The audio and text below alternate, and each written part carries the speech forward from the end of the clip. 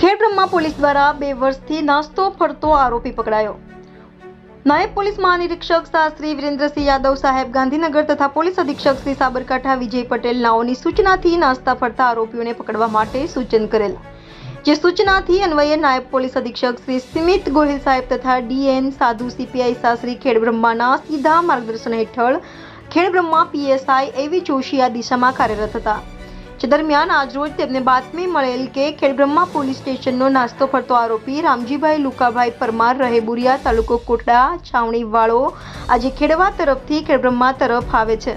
જેને શરીરે કાળા રંગનું શર્ટ તથા ક્રીમ કલરનું પેન્ટ પહેરેલ છે। જેના આધારે પીએસઆઈ એવી જોશીએ ટીમ બનાવી એસટી સ્ટેન્ડ વિસ્તારમાં હતા ત્યારે તે જ આરોપી મળી આવતા તેની પૂછપરછ કરતા તે જ ગુનામાં સંડોવાયેલ હોવાનું જણાવતા તેને પકડી પોલીસ સ્ટેશને લાવી કાર્યવાહી કરાઈ હતી।